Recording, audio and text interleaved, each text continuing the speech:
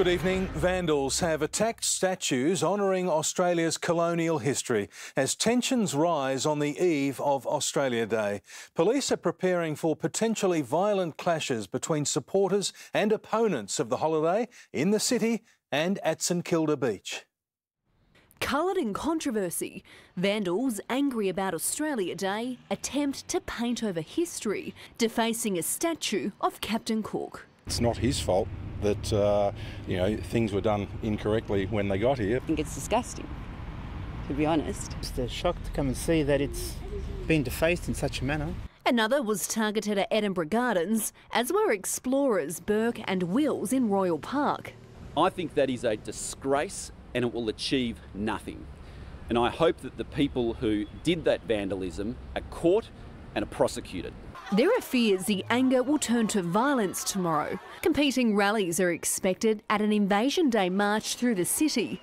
Far-right groups are also planning a beach party at St Kilda, which police threaten to crash if necessary. If you intend to upset other people in that particular area, then be prepared for a significant police response. We have new offences in place, affray, violent disorder. We've got offences against face masks. Police can ask people to move on, follow those instructions.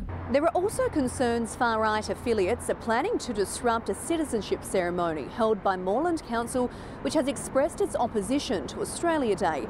The council would not comment on what security measures it will have in place. But there could be more trouble in store for local government if Matthew Guy is elected, promising to sack councils such as Yarra and Darebin, who have controversially dumped our National Day. They want to change that, go and be a federal politician, but don't undermine our country. It seems like Matthew Guy's position is to stifle that debate, and I don't think that's something at a local council our local population are very happy about. Tegan Dolling, 7 News.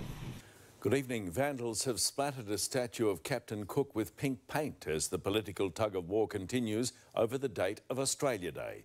Opposition leader Matthew Guy is threatening to sack local councils, which undermine January 26 should he win office in November. Mark Santomartino reports.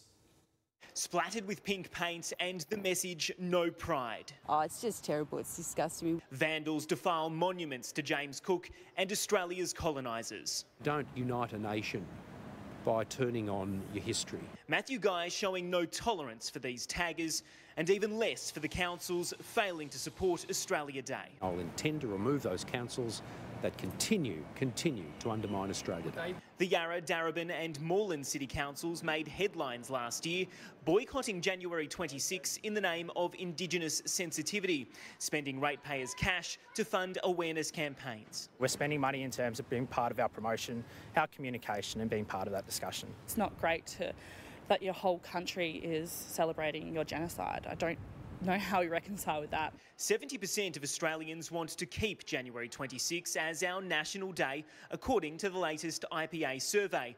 But the 11% asking for a change are getting louder. Let's take the Australian common sense view, look at moving Australia Day back to where it was, have it on the last Monday in January. 50,000 people are expected to march on State Parliament for the annual Invasion Day march tomorrow.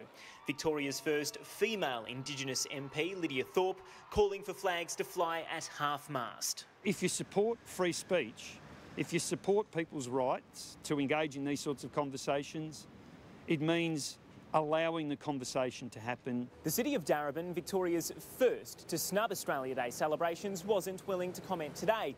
Tomorrow, their council offices, like all others, will be closed, despite advice on their website urging ratepayers to work January 26 and take another day off instead. So we'll wait and see if they actually turn up, or if they want to be the hypocrites that I think they will be. Protest about the country on every other day of the year if you like, but let us enjoy Australia Day for what it is. And Mark joins us live from the Town Hall. Mark, police have warned against any rallies getting out of control.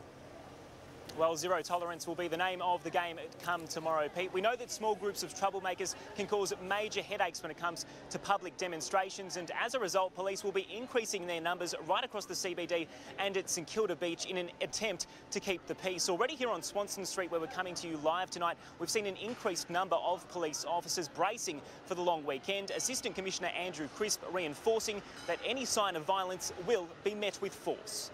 I want to be very clear in relation to any activities tomorrow planned by any groups where you intend to overstep the mark and engage in antisocial behaviour. It won't be tolerated. Now, if the beach and a barbecue aren't on your agenda tomorrow, Pete, there's plenty of free family fun to be had here in the CBD. More than 1,000 performers will be taking to the street right next to me from 11 o'clock when the annual Australia Day parade kicks off. And of course, at 9 o'clock, there'll be the fireworks in the Docklands, which are a must-see.